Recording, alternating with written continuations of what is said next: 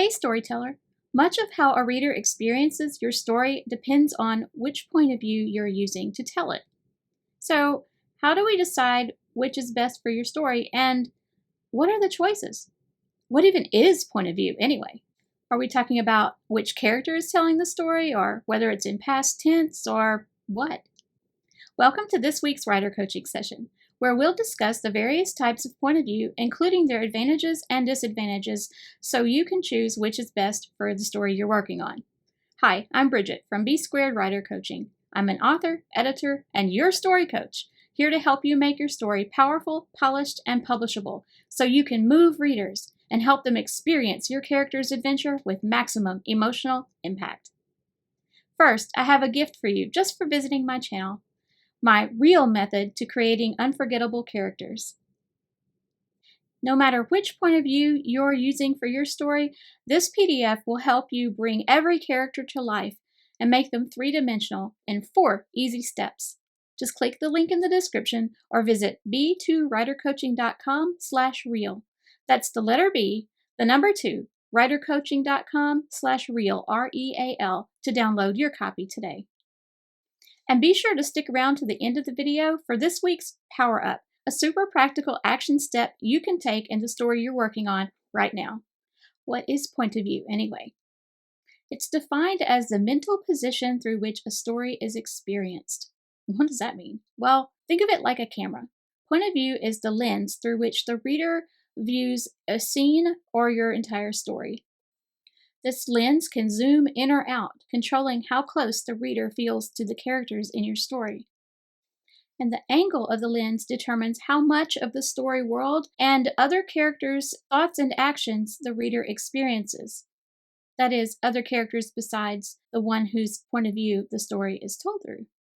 Yes, we sometimes use the term point of view to describe the character who is narrating or telling the story or a particular scene. But the more correct term for that is viewpoint character. Today we're focusing on the types of point of view rather than which character's head the reader is in for a particular scene or story. So how do writers control what the reader experiences? There are 2 components to point of view: tense and person. Tense in this case refers to time. So is your reader experiencing the story as if it already happened? That's past tense. Or is the story unfolding as if in real time? That's present tense. Here's an example of past tense.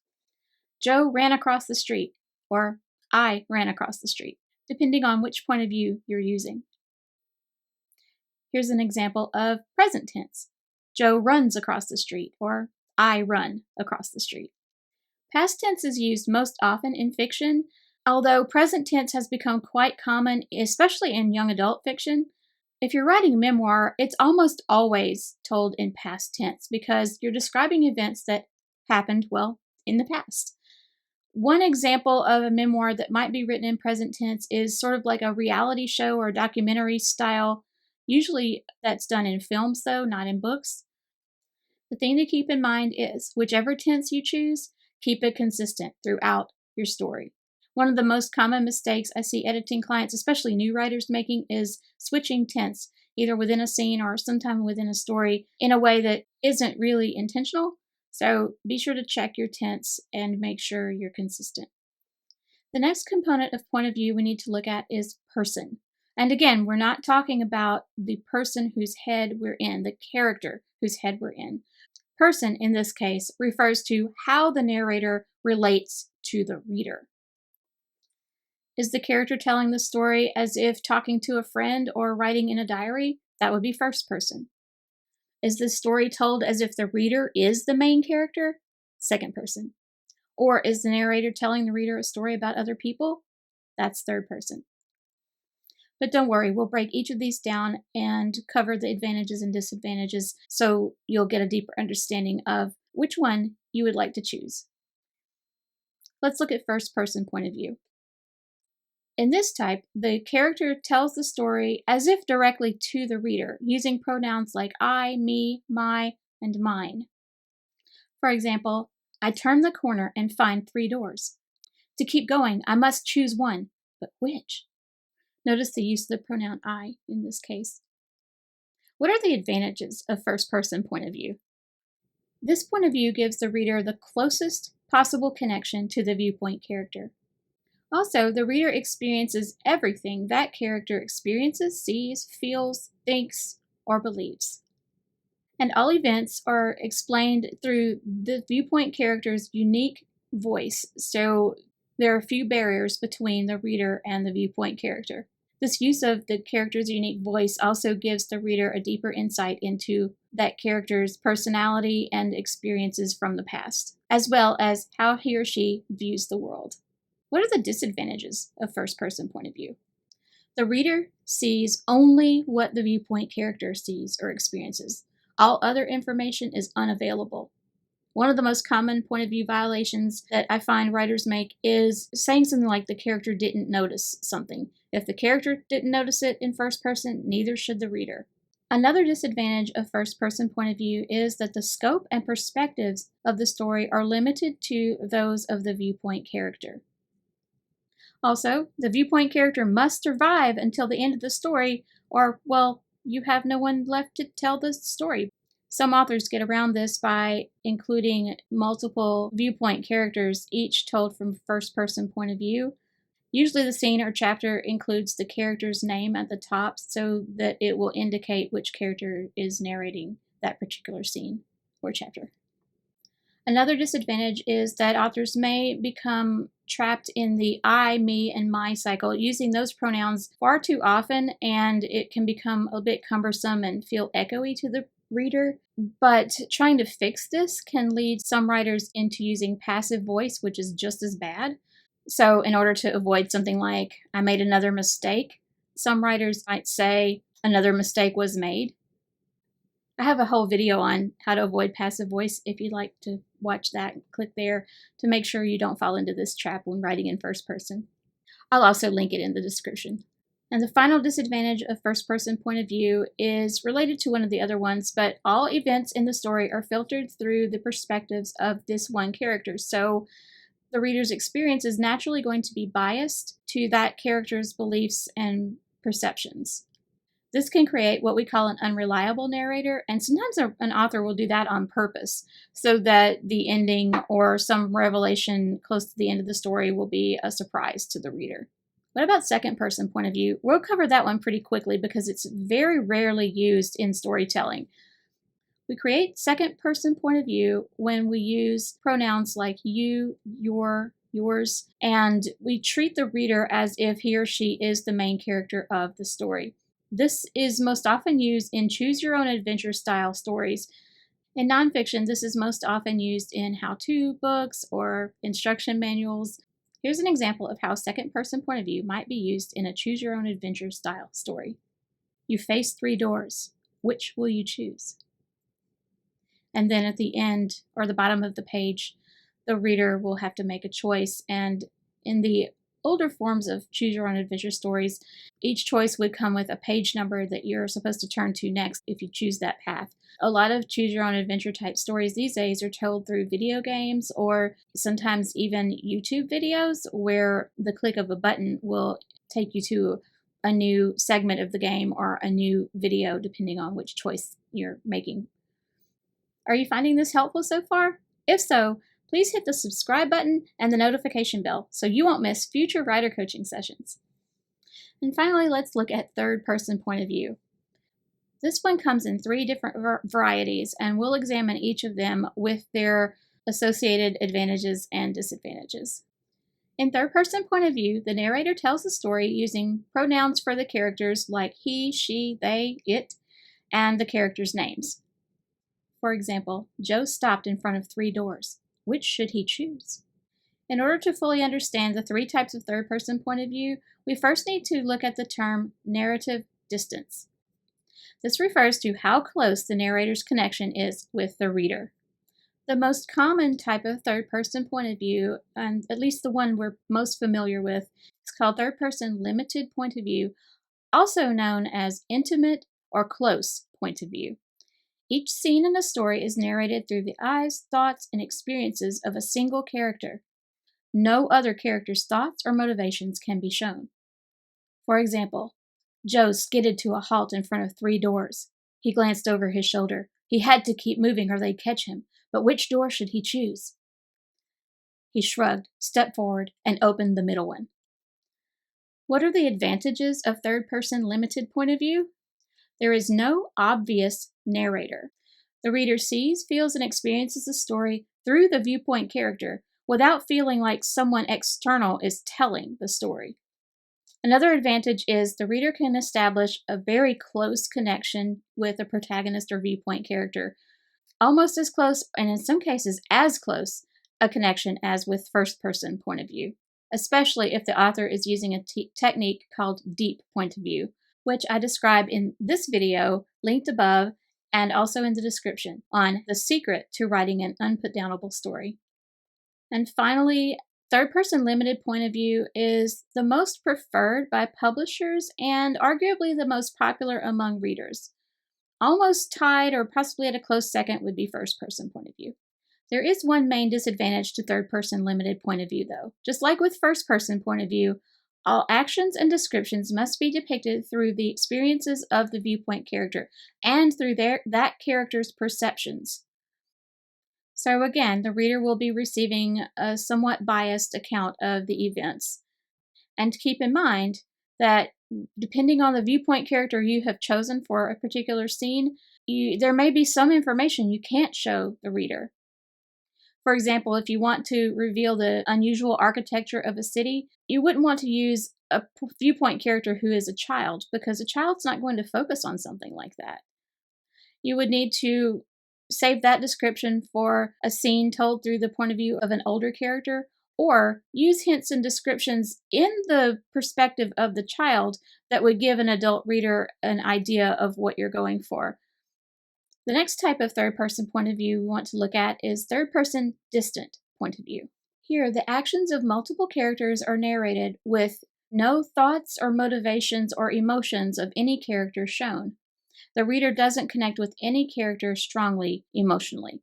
So really, it's sort of like a summary. You're not truly in the head of any particular character.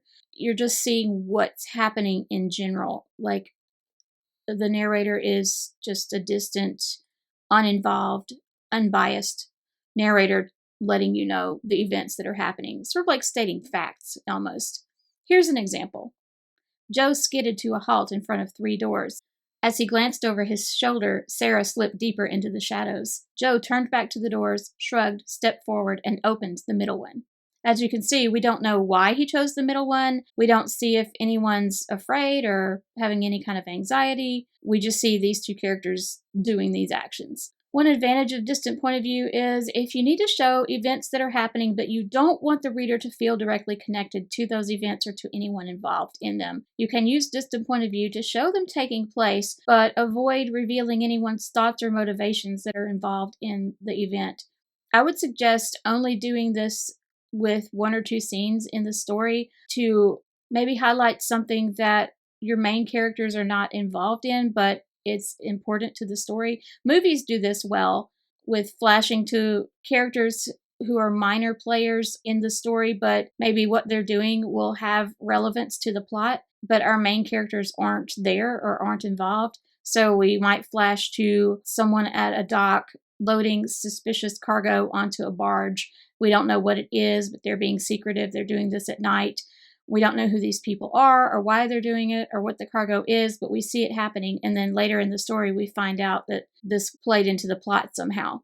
The disadvantage to using third-person distant point of view is the reader forms absolutely no connection to any character and doesn't have any kind of emotional investment in what's going on in the story. This is why I really wouldn't suggest doing an entire story in distant point of view. Also, throwing in one of those scenes in distant point of view, like I mentioned earlier, can feel a little jarring if the reader has a super close connection to the characters otherwise, and then we have this scene in distant point of view. It can kind of create a disconnect a bit with the reader and feel a little surprising and not necessarily in a good way. So I would be really careful as to when and how you might use distant point of view. The final type of third-person point of view is third-person omniscient. In this case, an unseen, all-knowing narrator tells the story and can get into the heads, thoughts, and emotions of any character on stage at any time. This narrator also sees all the events, even though our main characters may not, and knows what is happening and what will happen, and can reveal snippets of those things to the reader as the narrator chooses. This narrator can also reveal things to the reader that none of the actual characters can know. Here's an example of omniscient point of view. Joe skidded to a halt in front of 3 doors. A trap? As he glanced over his shoulder, Sarah slipped into the shadows. She couldn't let him see her. If he knew she was guarding his back, he'd give up the quest. Joe turned back to the doors. He had to keep moving or they'd catch him, but which door should he choose? He shrugged, stepped forward, and opened the middle one. Unaware that her friend was heading for a greater danger than the one that chased him, Sarah stepped from her hiding place, lifted her bow, and ran in the opposite direction. You might be thinking, this is better than any of the other ones. We get to see the thoughts and motives of both characters. But really, do you know who you should connect with the most? Can you tell? Who should I be rooting for, Joe or Sarah? Or, well, maybe both, but it's a toss-up as to who you feel more connected with at this point. Omniscient point of view has 2 main advantages. 1, the narrator and the reader can know the thoughts, motivations, experiences, feelings of every character at any time within the scene. And the second advantage is the narrator can reveal anything and everything about every character as he or she so chooses. However, the disadvantages far outweigh the advantages. Omniscient point of view may seem like, oh, this would be the easiest to write because you don't have to worry about sticking to one character's head and showing experiences through only that character's perspectives. Actually, omniscient point of view is probably the hardest one to get right. The first disadvantage to omniscient point of view is that the reader never feels completely connected with the emotions or experiences of any of the characters. We're jumping around too much into too many people's heads all the time, so we never really establish that firm connection that first person or third person limited will give us. Also, the narrator is often unidentified. The narrator may feel like a character in omniscient point of view, but really isn't a player on stage at all. And as I said before, this is a difficult point of view to write well. Readers can often get distracted or taken out of the story because they're constantly trying to figure out, okay, wait, which head am I in now? Which character's thinking this? And wait, I was just hearing what Joe's thinking. Now I'm hearing what Sarah's thinking. If it's not done super well, it can be confusing for the reader. Another disadvantage to your publishing potential for a story like this is that omniscient point of view is currently the probably least favored among publishers and honestly by readers as well. A lot of stories in the past, especially like in the 1800s or even the early 1900s, were told in omniscient point of view, but it's not in anymore, so to speak. And finally, when the reader is aware of every character's emotions all the time, the drama is decreased, not heightened. We might think, oh, it would be more dramatic if we know what everybody's feeling all the time, but that ends up diluting the drama and the intensity of the emotions. If you haven't done so already, be sure to download your copy of The Real Method to Creating Unforgettable Characters. So no matter which point of view you choose, you can make sure your viewpoint characters resonate with your readers. Remember, just click the link in the description or visit b2writercoaching.com/real to get your copy. For today's Power Up, I have a fun exercise for you to experiment with point of view. Choose a brief scene from the story you're working on and rewrite it using a different point of view, with a different person and a different tense. Then see how it turns out. Was it harder to write? It may be outside your comfort zone, especially if you're used to writing a specific point of view, but this can give you a deeper insight into your characters or a new way of looking at your story. Or if you're just starting a brand new story, then try writing a scene from 2 different points of view, using 2 different styles of person and one in past tense, one in present tense. This can be a great exercise if you're trying to decide which point of view you'd like to use for your story. It can show you which one makes the scene feel more powerful and seems to create the best connection between the reader and your characters. It's also a great way to experiment with a point of view you've never used before. For instance, I really thought I would always write in third person past tense, third person limited past tense, that is. And I never thought I could or wanted to write in first person present tense. It just didn't appeal to me at all until I started a co-authoring project with a friend, and she had started the story and her character just worked better in first person present tense. So when I came on board for the project, that's what I had to do.